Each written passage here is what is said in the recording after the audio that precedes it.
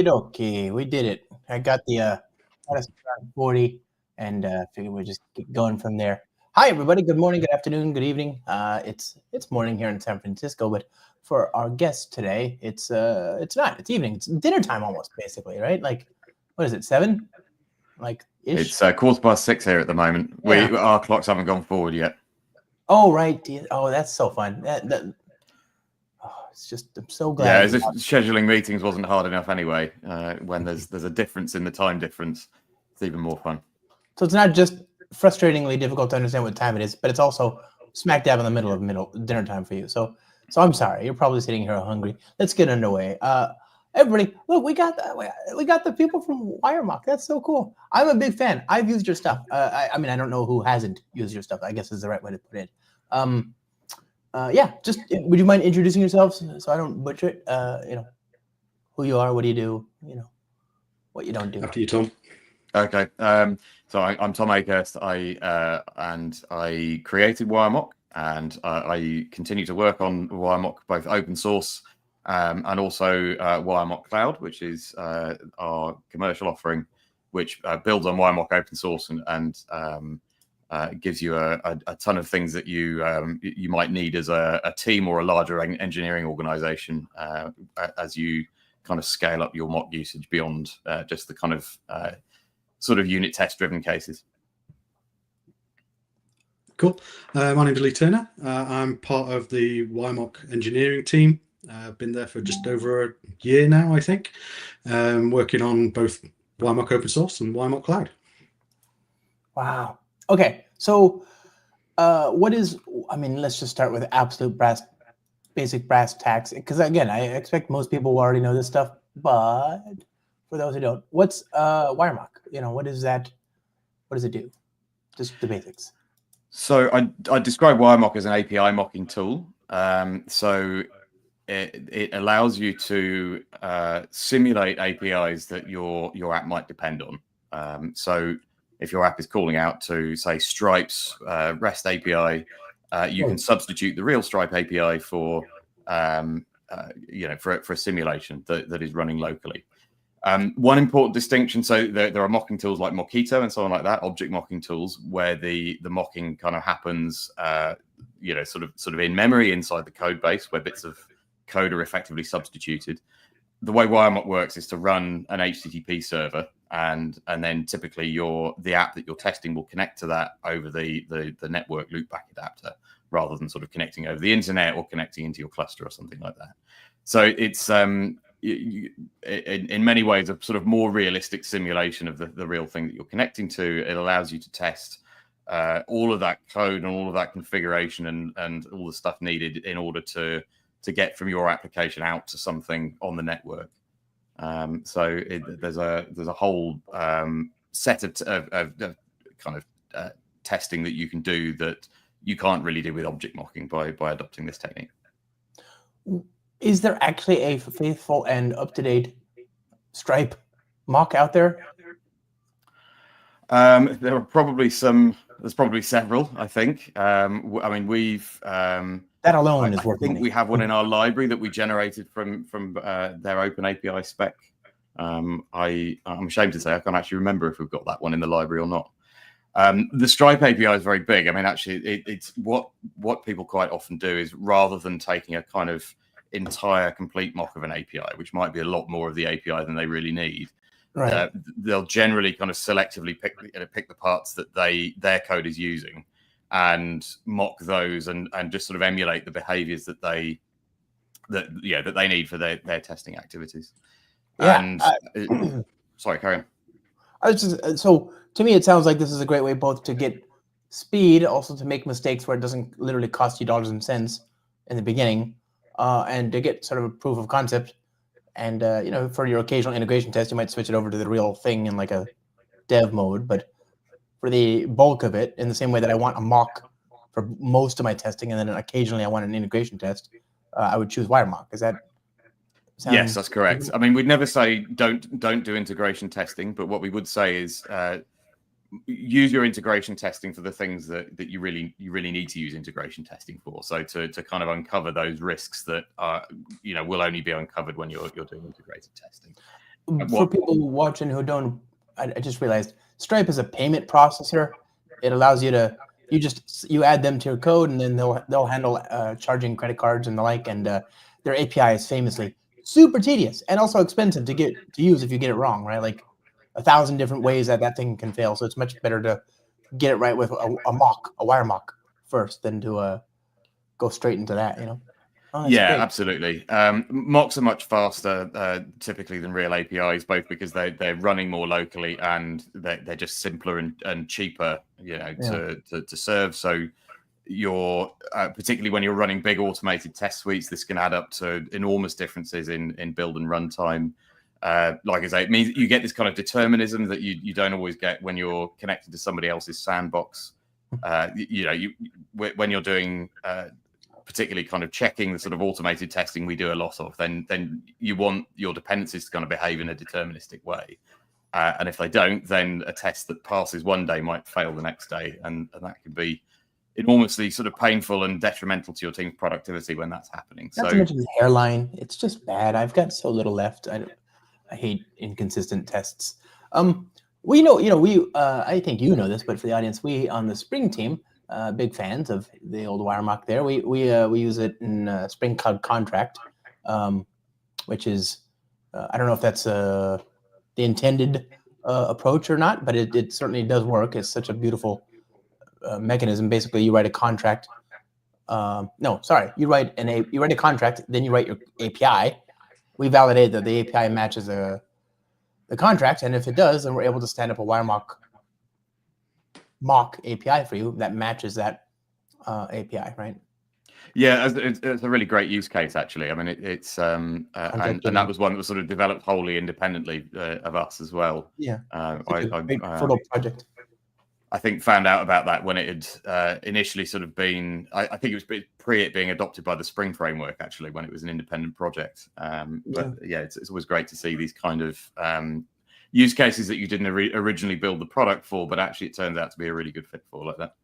Yeah, I mean, it's again really good open source, really good technology. Of course, it's going to be a fertile ground for innovation, and that's just underscores what you're saying, which is, you know, getting into integration that you can trust and that you can reuse allows you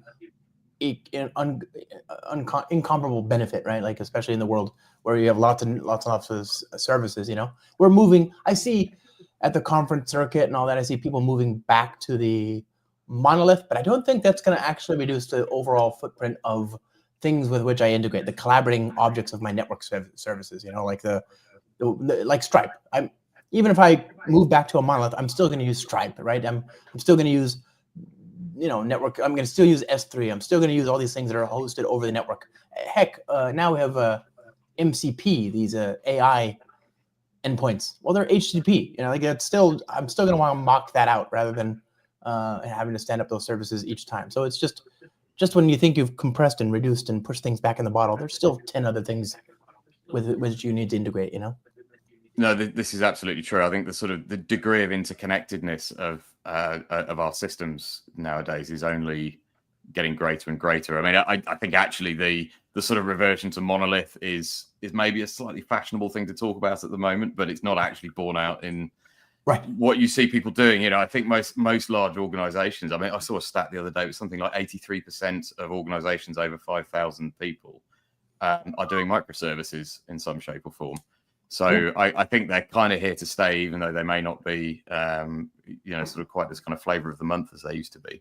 And additionally, there's a lot of organizations who have these kind of partnership and supplier relationships, which are growing enormously as well. I mean, particularly sort of in financial services, you seem to have this very sort of heavy interconnectedness kind of beyond the boundaries of the organization, because there are all of these specialized services that you need in order to implement modern financial workflows, and you don't want to build them all in-house. You want to outsource them to someone who knows how to do just that one thing really well.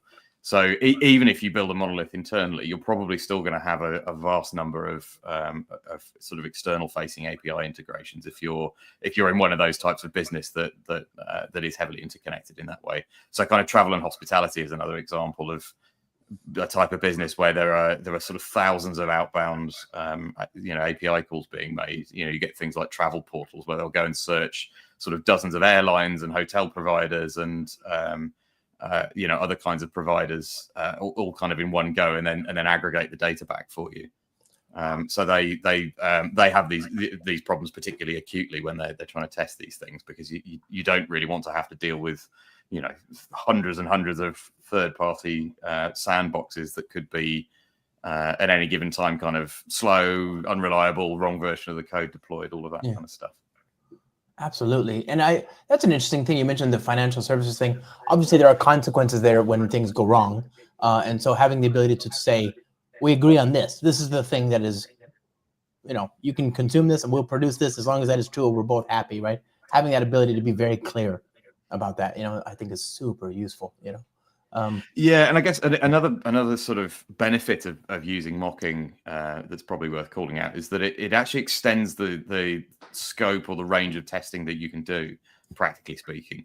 When you're connecting to someone else's sandbox, even if it's a sort of complete replica of the real thing, making it produce particular kinds of response on demand can be quite difficult. If you want a kind of rare error case that will only happen based on some condition that you can't really generate on demand, then you can't really test against that very effectively.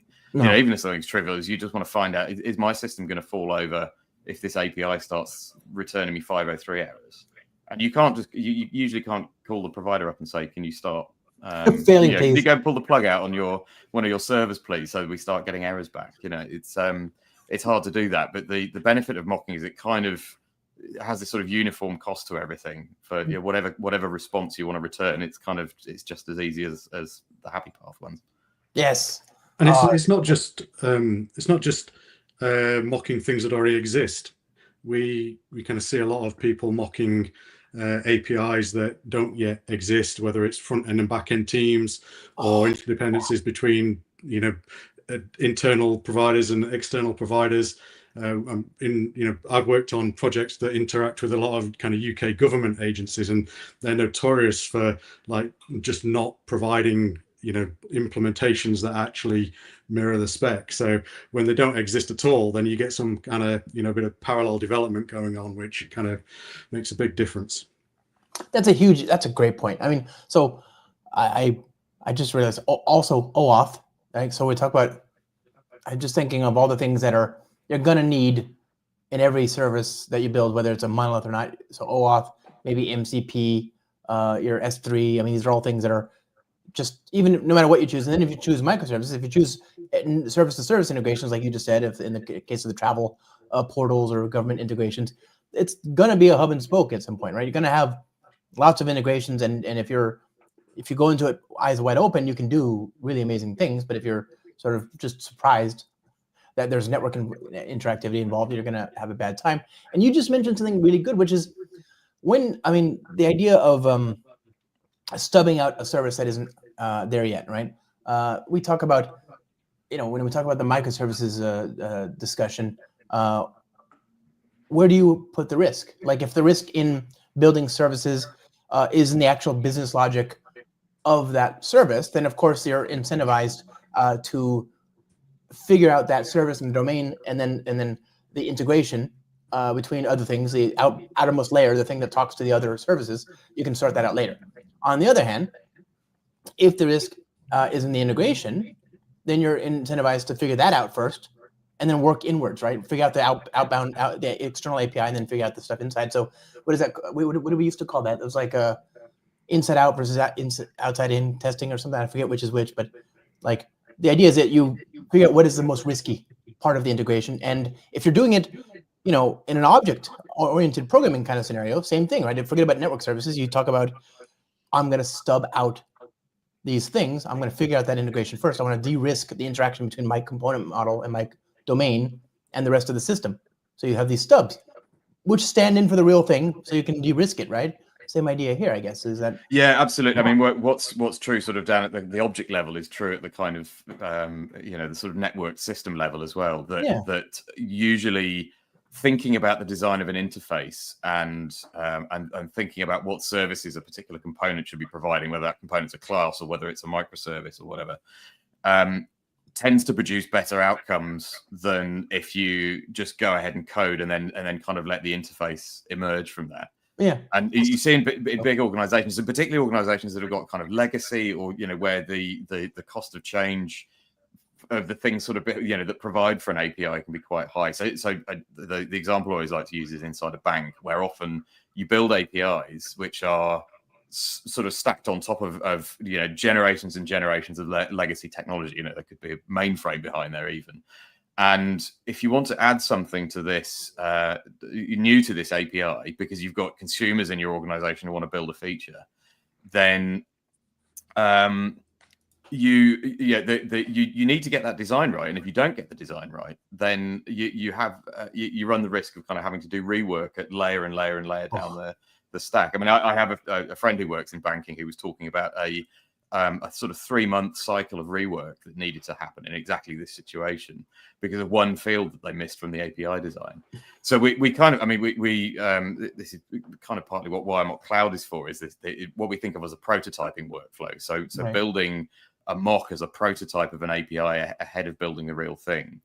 Not just because it unblocks the consuming teams, but also because it allows you to validate the design of that API really early in the process. You can take it within a few hours or a day or whatever, the start of everyone's sprint or iteration or whatever they're doing, and you can start building against it. And the people consuming it can then validate that this is really fit for purpose. This design actually incorporates everything they're going to need, versus waiting weeks or months or however long it takes to ship the first version of the real implementation of that API, to only have that oh crap moment where you realize that field's missing, or you realize that the way this data is structured is wrong, or something like that, and you have to kind of go back to the blueprint.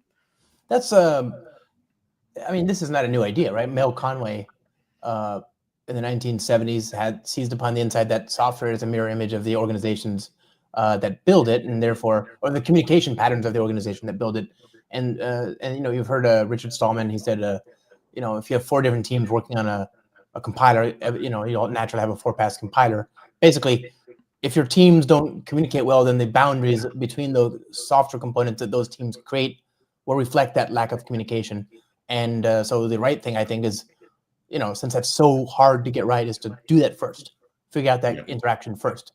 And then a lot of times, this is the whole thrust of the microservices movement for people watching, was if that's the case, if the software teams not communicating correctly was the problem, then fix the teams and the software will better reflect what you're trying to do, right? Fix the communication between the teams and the organization.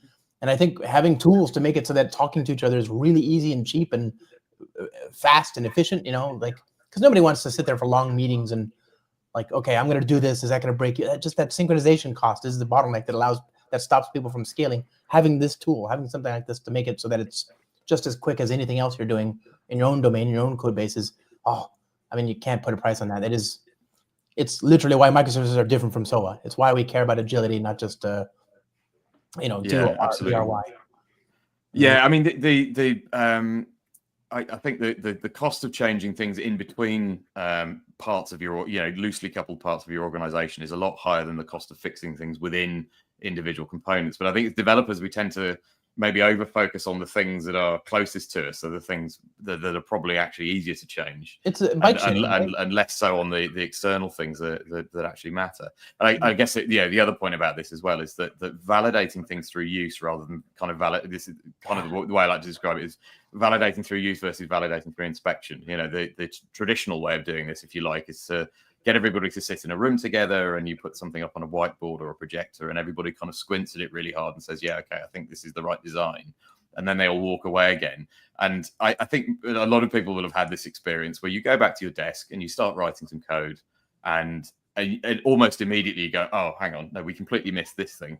Because the act of trying to use something sort of, I don't know, stimulates these thoughts and this kind of ideation about what you need, that sitting in a room away from the real work kind of just doesn't stimulate. So we see part of the value of this is kind of stimulating that discovery of where the risks are or the missing parts are kind of as early as possible.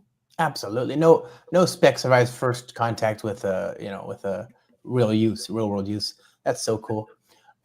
Okay, so fundamentally, all this big, I think I'm trying to connect this really small, simple thing to lots of big things, because I really believe there's I believe microservices, I believe modular monoliths, I believe consumer-driven contracts, I believe test-driven development, I believe cloud computing, I believe all these technologies serve to allow organizations to go faster, which is an existential thing. It's not just a better way to do technology. It's not just a new buzzword. It's actually money in people's pockets, right? In organizations' pockets. It's also peace at the workplace, right? If you have an idea of how you're supposed to get something done, you're going to move more quickly and you're not going to resent people. I think it's really, really important. So these big ideas, I tie them down to this project because I believe they have a direct connection to it. But fundamentally, what does it look like when people use WireMock? It's a jar. They can bring it in, and they literally just describe HTTP endpoints. I mean, in terms of HTTP verbs and so on, or what? So we do actually have a couple of demos prepared that we can show. I mean, to sort of preface this at a high level, there's a few different ways you can use it. So you can import a WireMock as an ordinary Java dependency, and then you can describe using a Java DSL how you want your endpoints to look and so on like that. Or we tend to describe them in terms of stubs, taking from kind of object mocking terminology. There's a JSON format, so you can describe your stubs in that instead, and then you can have the Java process load it. You can also run it as a kind of standalone process, so you can download a sort of runnable version of the jar with everything bundled in that you can run on its own. You can run it in Docker. You can, and obviously, like I say, we have a cloud edition that if you want a hosted version of it, then you can run it there as well. So it's pretty flexible in that regard. And there's also a Spring integration, which is what we thought we might demonstrate if we get the opportunity today. Yeah, I think we can do it. Let's do that towards the end, because I want to keep as much audio here for the podcast, and then we'll cut it out and do another video like in a minute, whatever, right after the podcast here. So let's talk about the cloud. What is that? I confess I'm a heathen. I didn't know about that part. Sure. So we over the years we've kind of worked with people who need to use mocking at a sort of large organizational scale, and a lot of organizations have sort of tried to use WireMock in this context and have kind of encountered this sort of same set of scaling issues, I guess you'd call them, organizational issues, where you want to sort of start working on mocks more collaboratively rather than lots of individual teams kind of building nearly the same mock over and over again in their own code bases.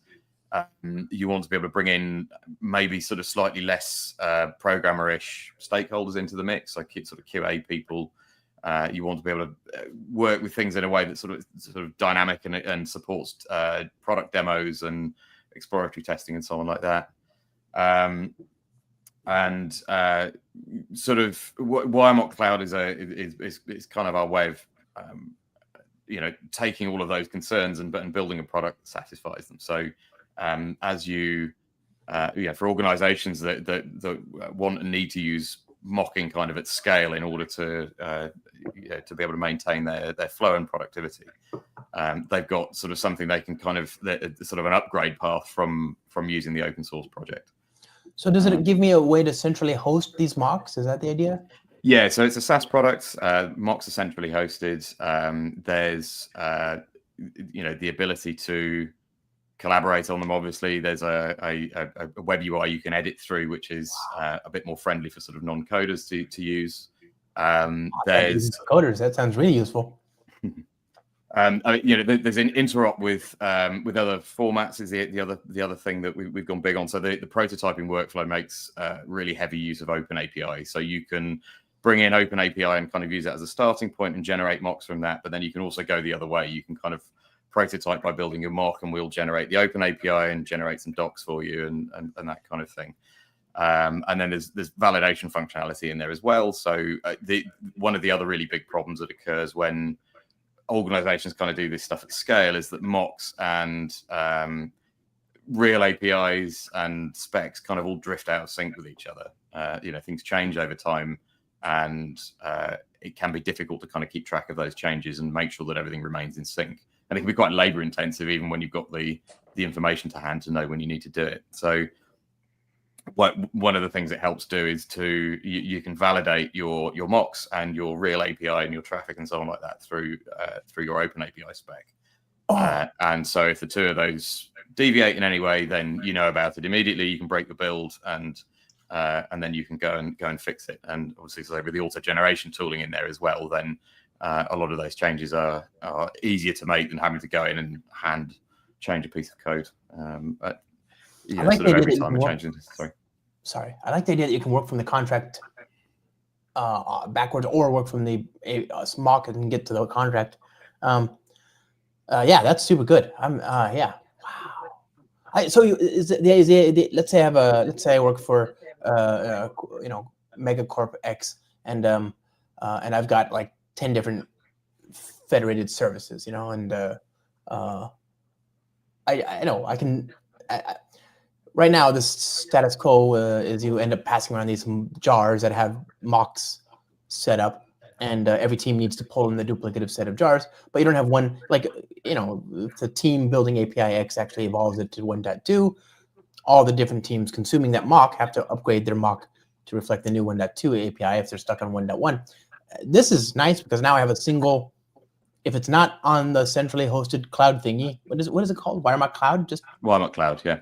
Okay, if it's not on there, then it's not real, right? Like I can say that. I can say this is the blessed one true version of our API, and everything else is, revoked. That's super good. I like that idea. What about I don't know. So am I uploading a spec to you, or what am I? I guess I'm uploading a spec. Is there like security? Like not security, like OAuth or whatever. I'm saying like, is there like you can't just like see the API, can you?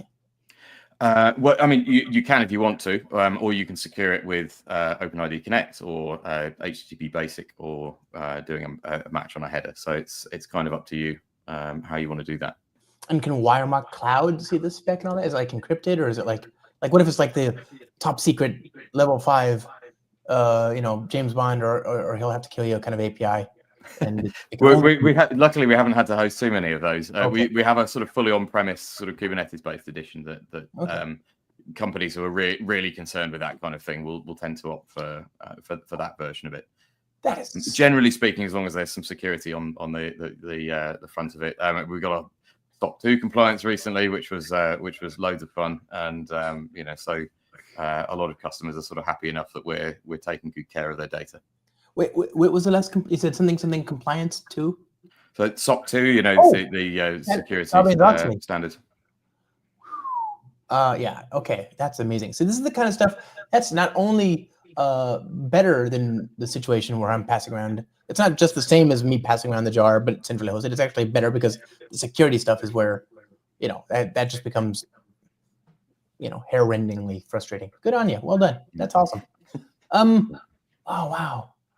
What does that? I mean, how much does that cost? What does that look like for if I'm just a startup trying to? I mean, it's old world. It's probably it's not something that I think most startups need to do quite as early as us. I think we've been quite unusual in that we sort of skipped the part where you sell to other startups who sort of don't mind about that kind of thing. We've gone sort of straight to the enterprise selling. Oh, and to the customers who really do care about that sort of thing. So we've probably done it earlier in our journey than you might. I mean, in some ways, when you're only a small team, it's easier to sort of implement the changes, but it does feel onerous in terms of the amount of work you end up doing that's not new feature development and so on like that. I mean, I think Lee probably bore more of the brunt of that than I did. So it was painful. A lot of the SOC 2 stuff was painful, but like Tom said, we're a small team. We've got all the flexibility to make changes quickly and iterate around all these things. So ultimately, I guess it could have taken a lot longer than it did. Yeah. Oh yeah. Well, I mean, ideally, I think one of the complications would have been having to deal with external APIs, but it seems like you've got that under control. So it figures you dog food it. Lee, what about you? What do you do? What's the good word? What are you up to? I guess on the team at the moment, I don't know. Am I allowed to talk about these things? Or of course, yeah, that's why we're here. Cool. So at the moment, the team is largely working on new protocols.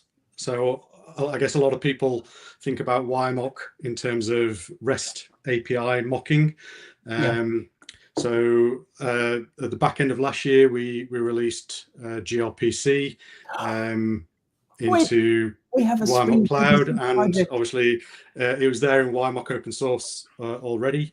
And we've been heavily working on a really smooth GraphQL mocking feature as well. So that's been post SOC 2, getting our hands dirty again and writing some code.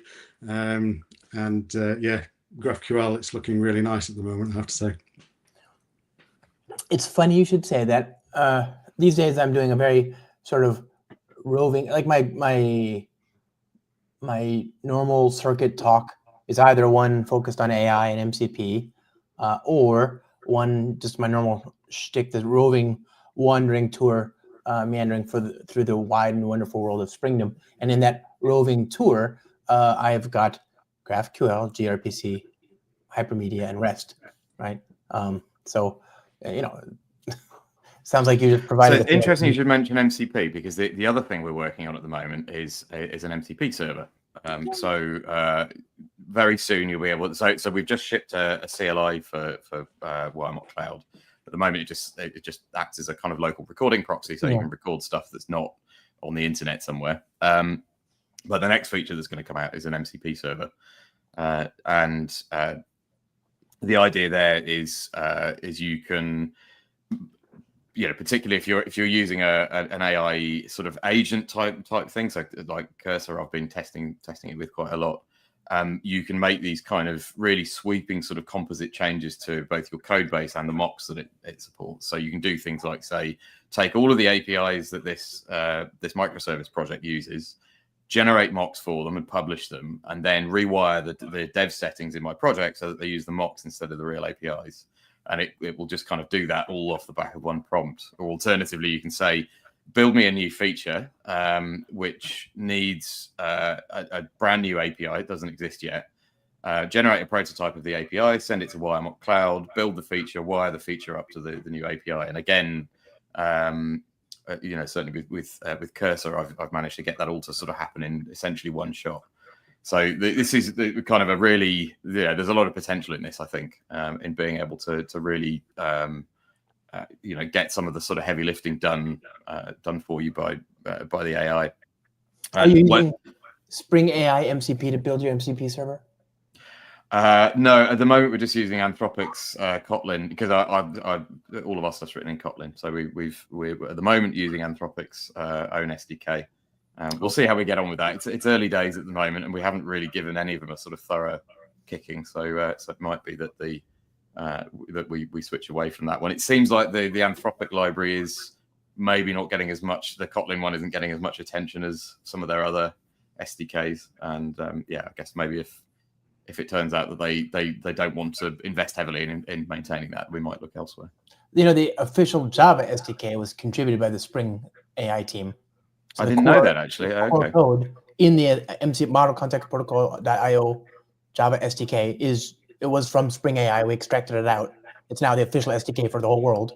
Okay, I didn't know that. And we provide some extra niceties in Spring AI to auto-configure that, but it's completely usable as just a regular SDK without Spring.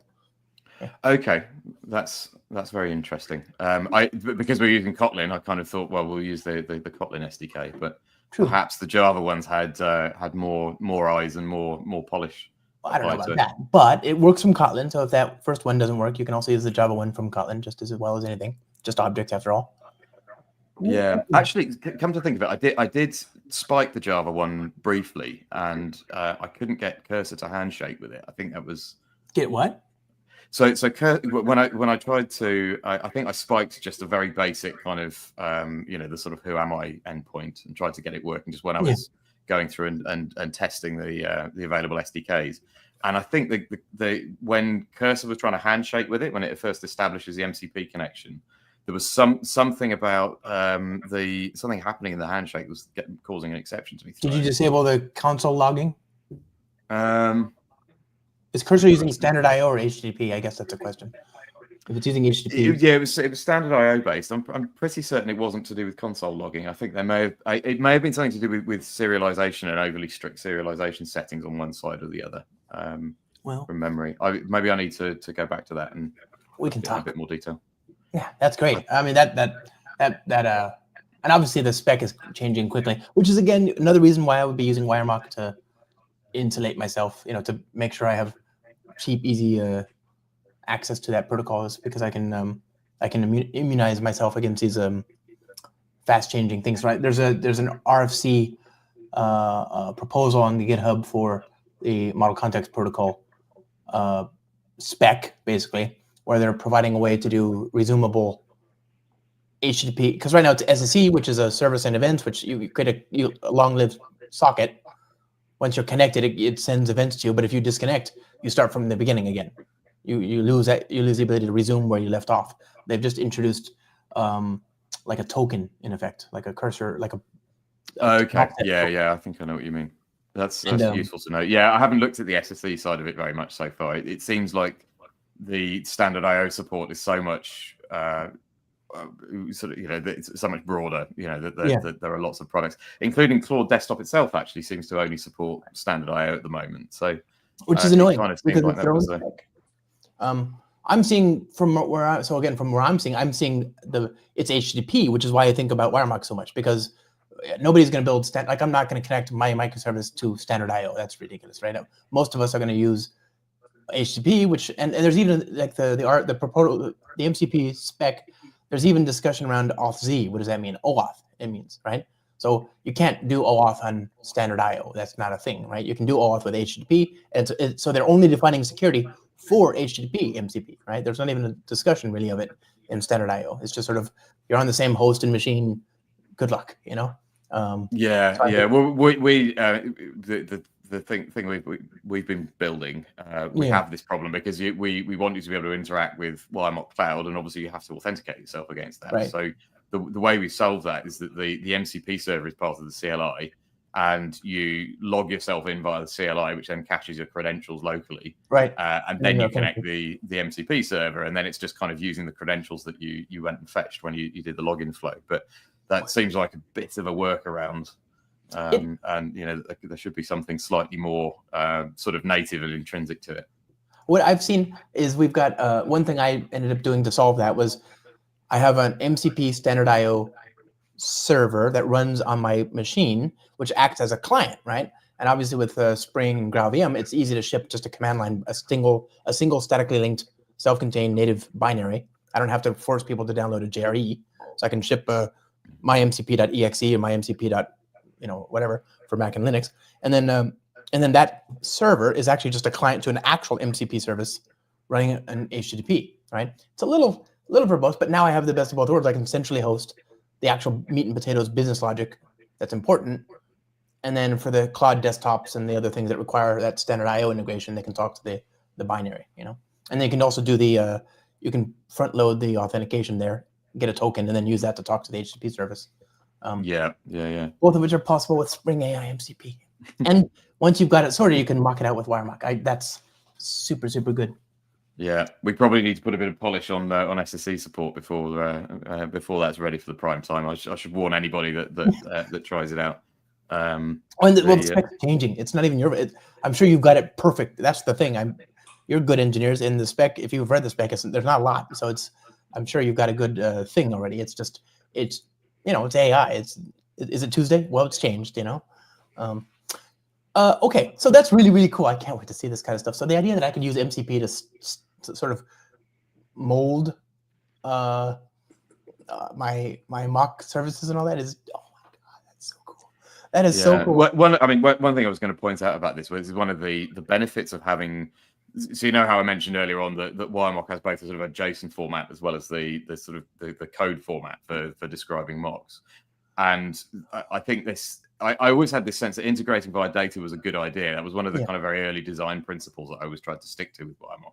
But it sort of turned out to be kind of extra beneficial in the AI era because there's tons of examples of WireMock JSON floating around all over the internet. So there's lots of it's kind of made its way into the training data, which means that LLMs are already pretty good at generating WireMock JSON. You can ask it to to generate a WireMock mock, which is a JSON file with a set of stubs in it, and it will usually do a pretty good job of it, and it will even do the kind of dynamic response templating, the sort of handlebars based stuff, and usually get that right as well. So you don't have to do much in the way of, in my experiments so far anyway, I haven't had to do much in the way of prompt engineering to get it to produce something good. There's a few kind of cues around preferences, really, where you're saying, I would always like you to have a content type header on responses if they're JSON, all that kind of thing. But you can get to that point pretty quickly and produce something good pretty quickly. I think in a way that if there wasn't a data format, or if it was kind of closed in some way, would have required a lot more work to achieve with LLMs as they stand at the moment. That's a great point. I mean, yours, the WireMock configuration is all about describing APIs, and so it's got English prose in there. You've got very natural sort of descriptions and all that. And this, I cannot overstate just what you just said, which is like even Spring. We have found that because Spring is famously, since names are free, right? We're not losing real memory just by making our classes descriptive. We've benefited from that immensely. Our class names are descriptive. They're not just like these like people. The meme is the abstract singleton proxy factory bean, right? But I know exactly what that is, and you know who else does? The LLM. They don't have to read the Java docs. Yeah. Like we have very descriptive names, and so it's turned out to be amazing for generation and from an AI. You can get really good code. So I not only do I believe what you just said, but I can completely 100% agree with it. Yeah, I mean, there's this interesting question about what the sort of long-term effect on framework and tooling innovation will be. I mean, I was reading something the other day, sort of speculating that LLMs are sort of locking in the dominance of the pre-existing tools and languages and frameworks and so on like that, because the sort of predominance of those things in the training data means that the LLMs are going to be better at producing them. They're going to be more likely to recommend them if someone's asking what they should use. And actually, the difficulty of getting something completely new sort of into circulation, above and beyond all of the difficulty of just kind of getting developer mindshare, is going to be people who are leaning heavily on AI coding assistants being able to get sort of good output. Right. Well, good news is WireMock was already it was already locked in before 2023 or 2022 when the AI stuff came out. So you didn't have to convince me then. I was already using it in Spring Cloud Contract. I already knew, how valuable that was. Goodness, this project is old now. I come to think it must be 10 years old. When did you start it? Why? 2011. Gee, yeah, okay. So why do that instead of becoming a rich handsome billionaire? Like, what was your why? Who does this to themselves? It's amazingly good tech, but I always wonder what the startup mentality is. I mean, it was a side project, like most others. Really, it was a case of scratching by an itch. I was working on a big digital transformation, sort of pre-microservices for a large organization that was trying to do sort of a SOA modernization, but with REST. It was kind of a sort of proto microservices project, and it was just this horrendous mess. I was working on a team that was building an app that had to connect to everybody else's APIs, and none of them worked. None of them conformed to the specs. None of the test environments were stable. Integration. We were making no progress at all. And I went on paternity leave and spent a lot of time staring at a sleeping baby, and then eventually got the laptop out and started hacking away on WireMock. So it's kind of the twin to my first child. Wait, so are you saying? Are you having? If I'm understanding correctly, you looked at your nascent, sleeping, beautiful babe and said, "I need to make the world a better place for this person to write software." The only way. Yeah, let's go with that. Why not? Yeah. It's more of a heroic thing, If they did a movie, Tom Cruise would play you, right? Yeah, hopefully. Yeah. That's so good. That's so good. So 2011, and it existed as its own thing for again. For people watching, it's 2025, so 14 years, already. And if you watch this in 5 years from now, you'll be closer to 20 years. Wow. Wow. Okay. It existed as an open source project for how many years? And then when did you decide to do the cloud thing? So I sort of started a kind of solo bootstrap company again as a bit of a side hustle back in 2017, and that kind of through a series of steps that are another story entirely, kind of morphed into moving the company over to the US, partnering up with Uri, who is our CEO. And who is based in the Bay Area as well, and kind of turning it into a sort of proper, venture capital backed company that can actually, actually has the capacity to really build the thing that our customers need. Okay, that's super cool. I'm that, so often you see these like companies built around open source, and you want them to be a natural extension of the thing that made the open source so obviously valuable. And this feels like just that. There's a through line, like the logical final form of what I get, the utility I get out of WireMock feels like what you're selling, which is what I want. That's, if I like WireMock here, I'm definitely gonna like it down the road when I get to that state, and it's very clear. It's very like, do it, keep using the open source until here. And then there's a line and you can choose to cross it, but you're going to be better off with the cloud stuff, which I like. Yeah, I mean that's what we're aiming for. I mean, I guess the kind of the way I like to describe the distinction is that that WireMock open source is about kind of inner loop development more than anything. I mean, not to say you can't use it in sort of outer loop kind of context, but its real strength is when you're doing test driven development or you're doing local development, live coding on your application, pre-commit, then that's where it really shines. And that cloud is really the sort of outer loop stuff. When you're dealing with interactions between teams and workflow, those kind of supporting workflows, like I mentioned earlier, that kind of deal with sort of the like multivariate change over time in your kind of API landscape, all that kind of thing that happens in larger organizations. That's so cool. That's super good. Okay, so let's see. We are I want to do the demo, so let's wind this conversation down. We'll end the stream and then start a new one in like a minute. But before we do, are you both on the internet? Do you want to be found? And if so, where can people find you and or the things on which you're working in whatever order you want? So WireMock open source is at wiremock.org. WireMock cloud is in wiremock.io. You can go and check it out for free. WireMock.io. Yeah. Oh, that's so good. If you want to get hold of me personally, LinkedIn is probably the best way these days. So I'm just Tom Akehurst on LinkedIn. Fairly easy to find, and there should be links to that on our website as well. I'm on GitHub like everyone else, so you can. There we go. Yeah, you should be able to find everything else from there. Lee, do you want to? What's your? I don't actually know. What's your preference of being contacted personally these days? Yeah, you can find me on most of the socials, but probably LinkedIn is probably the easiest. If you want to kind of head over to wiremock.org, in the top corner there's a link to our community Slack. You can probably find me and Tom in there kind of most days, helping people out if there's anything they need. So yeah, just come say hi. Okay. Yeah, good point about the Slack. I should have mentioned that. Yeah, Slack is great for. I just love it because the nice thing about Slack is I can probably, I'm very lucky. Yeah, we get to talk, but everybody else can have that same good luck. They can talk to you as well and get from the source, so to speak. Completely superbly valuable. Thank you, gentlemen, for WireMock Cloud, and for the amazing conversation. I appreciate you. Appreciate what you're doing. Well, thanks very much for having us, and it's great that we finally got to do this after what seems like months of bouncing emails around. So really appreciate you taking the time. Thanks. Every single thing that was a bump in the road, I looked at it, I'm like, I'm committed to this. It doesn't seem like it's more valuable than this WireMock thing, but I couldn't just cancel it. And I'm sorry, it's just that's the way life goes. I mean, I think I was supposed to contact you when I was in San Francisco, and I didn't. So it's not entirely on you. Yeah.